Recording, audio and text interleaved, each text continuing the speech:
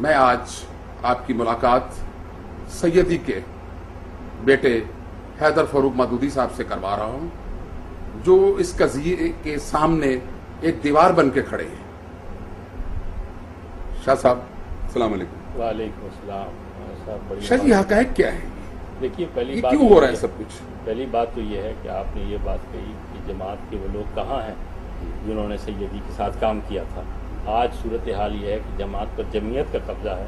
قاضی حسین احمد، منور حسن، یہ سب جمعیت کے لوگ ہیں۔ لیاقت بلوچ، حافظ ادریس، یہ سب جمعیت کے اب لوگ، اب اس وقت جمعیت کا قبضہ ہے۔ اور جمعیت نے جو کچھ ہمارے تعلیمی اداروں میں جو غنڈہ گردی، بدماشی اور اس ملک کو جو تحس نحس کیا ہے، وہی اب یہ جماعت کے اوپر قبضہ کر کے یہ پورے ملک میں کرنا چاہتے ہیں۔ آپ کو شاید یاد نہیں ہے کہ گول باغ میں مجیب کا جلسہ تھا، انہوں نے وہ جلسہ الٹایا اور مجیب کو تقریر نہیں کرنے دی اور جلسہ کو آگ لگا دی ساری۔ اور مجیب یہ کہتے ہوئے، یہ جاتے ہوئے کہہ کے گیا تھا کہ مودودی اب وہاں قدم رکھ کے دکھاؤ، جلسہ کر کے دکھاؤ۔ اب پھر ہمارے والد وہاں ڈھاکہ میں اتر تو گئے لیکن پلٹن میدان میں پہنچ نہیں سکے۔ پھر بھاشانی کے ساتھ انہوں نے بھاشانی کے منہ پہ تماچے مارے، اس کی داڑھی نوچی اور اس کی آنکھوں میں مرچیں ڈالی۔ اور اس کے بعد البدر اور شمس انہوں نے فوج اور آئیسائی کے ساتھ مل کے وہاں بنائی، اور یہ خرم جاں مراد اس کا انچارج تھا۔ اور حبود الرحمان کمیشن اس گواہ ہے کہ اس بدبخت نے، شیطان نے، یہ خرم مراد نے 15 بنگالیوں کو لائن میں کھڑا کر کے 3 ناٹ 3 کی گولی ٹیسٹ کی ہے۔ انہوں نے اس ملک کی جڑ بنیاد ہلا کے رکھ دی ہے۔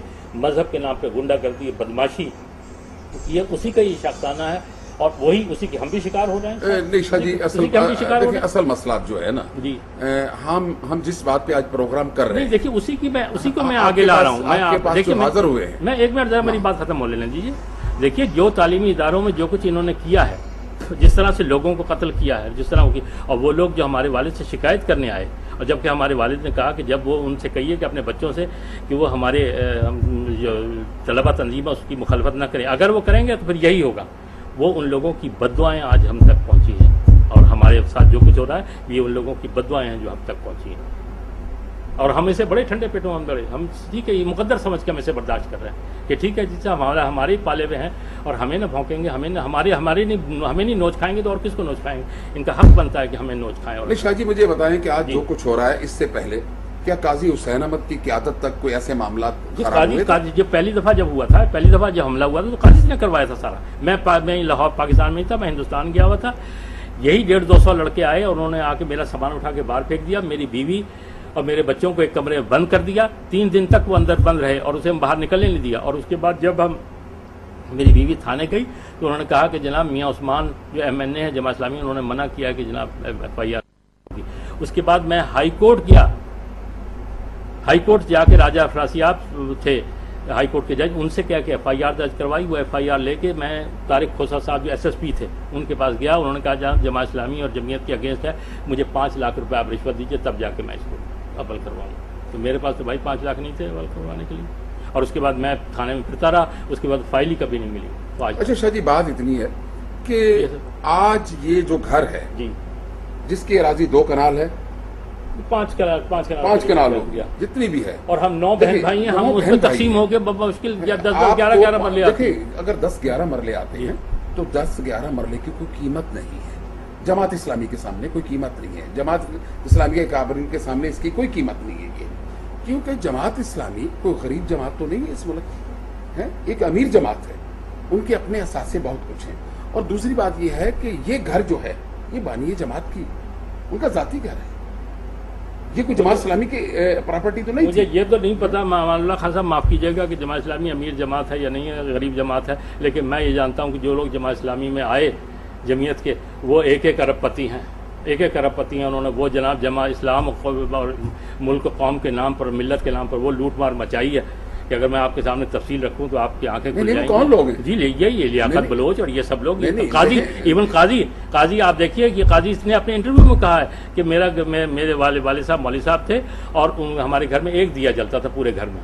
آج ان کی جناب اسلام آباد میں کوٹھی، میں پوچھتا ہوں قاضی کی کیا کاروبار ہے، اس نے کیا کام کیا ہے مجھے بتائیے، کہاں سے آ گئی اسلام آباد میں کوٹھی اور یہ ریل پیر اور سب۔ اور خود انہوں نے کہا کہ 14 کروڑ روپے میں نے نواز شریف صاحب سے لیے تھے، اور پھر پہلے انکار کیا اور مجید نظامی کی گواہی کے بعد انہوں نے کہا ہاں جی جہاد کشمیر میں فنڈ میں لیے تھے اور اس کا کوئی حساب کتاب نہیں۔ نہیں, دیکھیں وہ لوٹ مار یہاں مچی شاہ جی جو جماعت اسلامی کے جو اکابرین اب تک جو دنیا میں نہیں ہیں اب ان کی اولادیں ہیں, ٹھیک ہے. ہم تو وراثت کی جب بات کرتے ہیں سیاست میں تو نواز شریف کا بیٹا آتا ہے تو ہم کہتے ہیں کہ اس کی وراثت میں سیاست. لیکن بات جو سیدھی آ رہی ہے تو کیا مجھے یہ بتائیں کہ قاضی حسین احمد کے بیٹے کی وراثت ہے جماعت اسلامی, یا خلیل حمدی کی اولاد کی وراثت ہے جماعت اسلامی؟ دیکھیے نا بات یہ ہے یا فرید پراچا یا حافظ سلیمان اگر وراثت نہیں ہے تو صرف مولانا مودودی کی اولاد کی وراثت. آخر کیوں؟ اس کی وجہ یہ ہے کہ انہوں نے ہمیں جماعت و جمعیت سے اس طرح باہر رکھا جیسے کوئی جسے دیکھتے نا پڑیاں بیچنے والے جو لوگ ہوتے ہیں نا وہ اپنی پڑیاں باہر رکھ کے آتے ہیں گھر میں نہیں لے کے آتے. انہوں نے ہمیں اس طرح سے محفوظ رکھا جیسے ڈرگ بیچنے والے جو ہوتے ہیں انہوں نے ہمیں اس طرح سے, اور ہمیں ان کا سب سے بڑا ان کا احسان یہ ہے کہ انہوں نے ہمیں ان ساری چیزوں سے محفوظ رکھا جماعت اور جمعیت سے. اور ہمارے والد نے بالکل ہمیں ہم 9 بہن یہ ہمارے 9 بہن بھائیوں میں سے کوئی ایک آدمی بھی نہ جماعت نہ جمعیت میں کوئی. اچھا یہ بالکل بڑی اہم بات, بالکل ہمیں اس طرح سے دور رکھا جیسے کوئی ڈرگ بیچنے والا جو ہوتا ہے نا وہ ڈرگ جب گھر میں آتا ہے تو پڑیاں باہر ہی چھپا کے آتا ہے اندر لے کے. ہمارے باپ نے یہ سارے نظریات جو گھر سے باہر رکھتے, بلکہ اگر ہم جمعیت کے کبھی کسی جلسے میں کبھی دور سے کھڑے ہوئے نظر آئے تو انہوں نے کہا تمہارا کیا کام تھا بھائی وہاں تم کیا کر رہے تھے, بالکل باہر رکھا. آخری کیوں ایسا جی وہ جانتے تھے کہ اس کے نتائج کیا نکلیں گے, وہ جانتے تھے اس کے نتائج کیا نکلیں گے, انہوں نے ہمیں اس طرح, اور اس کے باوجود یہ دیکھیے یہ ہم پر گنڈا گردی گنڈے بدماش چڑھ کے آ رہے ہیں. اچھا شاہ جی کیا موجودہ جماعت اسلامی اور اس کی قیادت سیدی کے نظریات کو چھوڑ بیٹھی ہے؟ دیکھیے بات یہ ہے کہ مذہبی جماعتوں میں بدترین آمریت ہوتی ہے. امیر جماعت سے اختلاف جو ہے وہ کفر کے برابر ہوتا ہے. میں آپ کو ایک بات یاد دلا دوں کہ جب جماعت بننے کا قصہ ہوا تھا 41 میں تو اس زمانے میں مولانا ابوالکلام آزاد نے ہمارے والد سے کہا تھا تم جو جماعت بنا رہے ہو اس کا دستور کیا ہے, تو ہمارے والد نے انہیں وہ دستور دیا تھا. انہوں نے کہا تھا کہ کل اس پر بات کریں گے. دوسرے دن انہوں نے کہا کہ اس دستور کے نتیجے میں جو جماعت وجود میں آئے گی وہ ایک فاشسٹ تنظیم ہوگی, اور جماعت کا دستور آپ اٹھا کے دیکھ لیجئے وہ ایک فاشسٹ دستور ہے. اس میں صرف امیر جماعت کا انتخاب ہے اور باقی تمام اختیارات امیر جماعت کے پاس. امیر جیسے آرمی چیف ہے کہ اس کے اختیارات کو کوئی چیلنج نہیں کر سکتا. بدترین آمریت ہے, اور اللہ اس وقت سے محفوظ رکھے پاکستان کو جب ان مذہبی بدماشوں کے نام ہاتھ میں یہ ملک آ جائے گا. اچھا شاہ جی مجھے یاد ہے کہ ایک دور میں نے میاں طفیل محمد صاحب کا ایک انٹرویو کیا جو پورے پاکستان کے اخبارات میں اس کی اشاعت ہوئی, تو میاں صاحب نے مجھے کہا کہ میں نے تو قاضی حسین احمد کو یہ جماعت جو دی تھی وہ ایک دودھ کی طرح تھی, اور قاضی حسین احمد نے اس میں پانی ڈال کے اس کو لسی بنا دیا. یہ میاں صاحب کے خیالات ان کی اپنی زندگی میں قاضی صاحب کے بارے میں تھے. کیا میاں طفیل کی ہی زندگی میں جماعت اسلامی میں ایسی چیزیں پیدا ہو چکی تھی جس کی وجہ سے جماعت اسلامی جو تھی وہ اپنے اصل نظریات سے باغی ہو چکی تھی؟ دیکھیے ہمیں سب سے بڑا جو اختلاف ہے اور دکھ ہے وہ میاں صاحب سے. میاں صاحب کے اوپر ہمارے باپ کے بڑے احسانات ہیں, اور جب ہمارے باپ نے انہیں امریکہ سے لکھوایا تھا کہ میں بستر مرگ پر ہوں اور مجھے پیسوں کی شدید ضرورت ہے ہسپتال کا بل پے کرنے کے لیے, میں نہیں چاہتا کہ اپنے بیٹے سے لوں اور آپ میری رائلٹی فوراً جمع کروا کے بھجوائیے, تو میاں صاحب نے اس کا جواب دیا تھا کہ جماعت کی رائلٹی جمع کرنا آپ کا ذاتی کام ہے, جماعت کے کارکن جب آپ کے ذاتی کاموں کے لیے نہیں. یہ بانی جماعت کو جواب دیا جا رہا ہے. یہ بانی جماعت, اور ہمارے والدہ کہتی ہیں کہ انہوں نے خط دیکھا, ان کی آنکھوں میں آنسو تھے اور انہوں نے لے کے خاموشی سے رہ کے انا للہ و انا الیہ راجعون. دوسرا ڈاکٹر احمد فاروق صاحب موجود ہیں, میں ان سے فون پہ آپ کی بات کرا دیتا ہوں. وہ کہتے ہیں کہ وہ ٹھیک ٹھاک ہو گئے تھے اور ہم اگلے دن انہیں واپس لانے والے تھے ہسپتال سے, بہتر ہو گئے تھے. خرم مراد آیا اور اس نے کہا کہ جی امیر جماعت کا کوئی پیغام ہے, امپورٹنٹ میسیج ہے جو مجھے پہنچانا ہے. میرے ڈاکٹر احمد فاروق صاحب کہتے ہیں کہ میں نے انہیں کہا کہ جی ڈاکٹروں نے منع کر رکھا, اسپتال والوں نے منع کر رکھا ہم سے ملاقات. انہوں نے کہا جی بہت ہی امپورٹنٹ میسیج ہے مجھے دینا. تو میں نے کہنے کہ میں نے والد سے جا کے کہا, والد نے کہا بھی کیا میسیج ہے, اچھا بلاؤ کیا کہنا ہے اسے. تو میں نے لے گیا, تو یہ اندر جا کے انہوں نے کہا کہ اب آپ باہر چلے جائیے کیونکہ آپ رکن جماعت نہیں, اس لیے آپ کے سامنے میں نہیں کہہ سکتا. کہنے لگے میں باہر نکلا ہوں اور 2 منٹ کے بعد انہیں فیٹل ہارٹ اٹیک ہوا. پتہ نہیں اس بدبخت نے ان کے چہرے پہ تھوکا ہے, ان کی داڑھی پکڑی ہے, انہیں گریبان پکڑا ہے, ان کو گالی دی ہے, کیا کیا ہے میں نہیں کہہ سکتا. ڈاکٹر صاحب بھی کہتے ہیں مجھے پتہ نہیں, لیکن میں نرس دوڑی بھی آئی کہ فیٹل ہارٹ اٹیک. اس کے بعد کہنے لگے میں ان کی میت لے کے آیا, میں میاں صاحب کے پاس گیا کہ بھائی کیا میسیج تھا ایسا جو وہ بیچارے برداشت نہیں کر سکے. انہوں نے کہا میں نے تو کوئی میسیج ہی نہیں بھیج دیا تھا, کون کہتا ہے میسیج دیا تھا. اور مولانا جو چلے گئے تو بیمار تھے, میں نے یہاں سب کچھ وہ میرے حوالے کر گئے تھے. کیا اس کے بعد میں خرم کے پاس گیا کہ جی میاں صاحب تو یہ کہتے ہیں، تو اس نے وہ بد زبانی کی کہ تمہارے باپ کی حیثیت کیا تھی، تمہارے باپ کی کتاب کو پڑھتا کون تھا، اور تم کیا بات کرنے آئے ہو، اور کتابیں تو اب میری پڑھتے ہیں. اور وہ اس نے بکواس کی کہ کہتے ہیں میں سر پکڑ کے رہ گیا، اور میں نے کہا ٹھیک ہے آئیے. یہ آن ریکارڈ بات ہے. یہ ڈاکٹر صاحب سے پوچھ لیجیے، ڈاکٹر صاحب سے میں آپ کو فون بات کراتا ہوں، یہ بات آپ کو بتا دیں گے. ابھی تو خدا کی سچی بات ہے، کانوں کو ہاتھ لگا رہے ہو. ہم کہتے ہیں پتہ نہیں ہمارے باپ نے یہ کام کس لیے کیا تھا اور کس وجہ سے کیا تھا، اور ہمیں ان کے کیے کہ کیسی سزا مل رہی ہے. خدا میں بول رہا ہوں. اچھا شاہ جی، مجھے یہ بتائیں کہ یہ جو تنازع اب کھڑا ہو چکا ہے، جو یعنی گمبھیر ہوتا جا رہا ہے، جیسے کہ آپ کے اب دروازے کے اوپر گنے لے کے لوگ بیٹھے ہوئے ہیں، تالے توڑ دیے گئے ہیں، پورا قبضہ ہے، یہاں تک کہ آپ کے گھر تک آنے کے لیے بھی بندہ سوچنے پہ تیار ہے کہ مجھے آگے جانا ہے یا نہیں. اس دن جیو والے آئے نہیں، جیو والوں کو انہوں نے آنے نہیں دیا. ہاں، میں اب گزارش ان کے اوپر حملہ کیا انہوں نے کہا جی کیمرے لے کے اندر جاؤ گے تو ہم کیمرے توڑ دیں گے. میں گزارش یہی آپ سے کر رہا ہوں کہ حالات ایسے ہی. جی ہم کس طرح اندر آئے ہیں، جی کیا ہم نے طریقہ اختیار کیا ہے، ہم آپ سے کیسے بات کر رہے ہیں، یہ بھی ہمارا دل گردہ ہے اور ہماری اپنی بات ہے. بات یہ ہے کہ اس قضیے کو کیسے نپٹایا جا سکتا ہے. یہ وراثت آپ کی ہے، 9 بہن بھائیوں کی. آخر اس مسئلے کو سلجھانے کے لیے کیا جماعت کے اکابرین، مولانا صاحب کے دوست، وہ سب اکٹھے ہو کر یہ جگ ہسائی جو تھی اسے روک نہیں سکتے؟ دیکھیے، ہم سارے پاکستان میں اپنے باپ کے بھائی خواہوں، دوستوں، ہمدردوں سے اپیل کرنا چاہتے ہیں کہ وہ آئیں اور پہلے جماعت کو باہر نکلیں اور اس ریاست کو شرن تقسیم کر دیں. یہ مسئلہ ہی نہیں، ہمارا کوئی مسئلہ نہیں، ہمارا کوئی جھگڑا نہیں ہے. جو ہمارا ہم تینوں بھائیوں کا حق پہنچتا ہے، جو جس کا حق پہنچتا ہے وہ اس کو دے دیں. آپ کے اس مقدمے کا فیصلہ کیوں نہیں ہو رہا وراثت کے؟ جی، یہ ان عدالتوں سے انصاف حاصل کرنے کے لیے 3 چیزیں چاہیے ہوتی ہیں: عمر نو، صبر ایوب اور قارون کا خزانہ.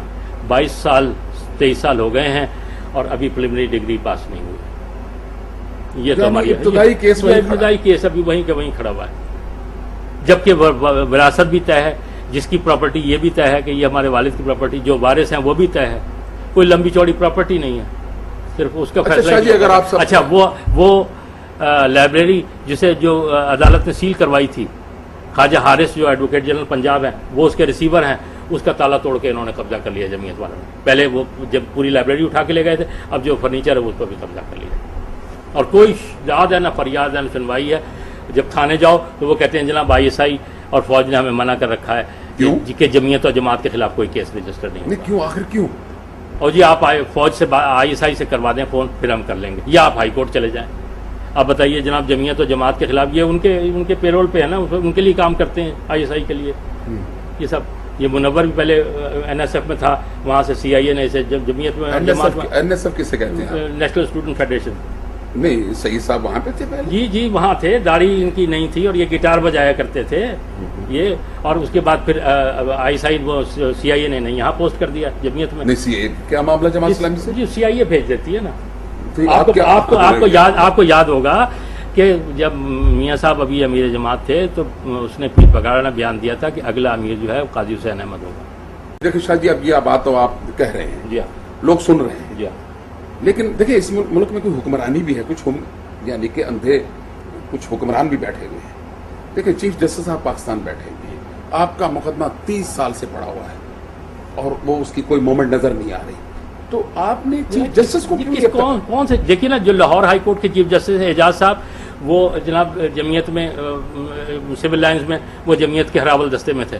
وہ سب سے بڑی گنڈا گردی کی بدماشی میں سب سے آگے ہوا کرتے تھے. وہ اب جناب چیف جسٹس بنے ہوئے ہیں. جناب ان کے پاس جاؤں جماعت کے خلاف، ان سے اپیل کروں؟ کس سے کہوں جا کے؟ مجھے بتائیے آپ. اور وہ یہ وہی ہیں جب انہوں نے حلف اٹھانے سے انکار کیا تھا تو قاضی صاحب انہیں سینٹ میں لے کے جا رہے تھے. تو وہ تو چاروں طرف تو ایسے لوگ بیٹھے ہوئے، کس سے اپیل کروں، کس سے کہوں؟ پورے پاکستان کے لوگوں سے اپیل کرتا ہوں کہ یہ دیکھیں، ان کے طرز عمل کو دیکھیں. یا جو کچھ ہمارے ساتھ کر رہے ہیں، کل پورے ملک پہ قابض ہو کے کیا کریں گے. اور اللہ اس وقت سے محفوظ رکھے اس پاکستان کو جس دن جماعت اسلامی کی حکومت اس ملک میں قائم ہو. اور اللہ دیکھیں یہ بات جی، میں خدا کو گواہ بنا کے کہتا ہوں کہ اللہ اس دن سے محفوظ رکھے. بلکہ یہ جماعت اسلامی کیا کسی مذہبی لوگوں کے تسلط سے اس ملک کو بچانا چاہیے.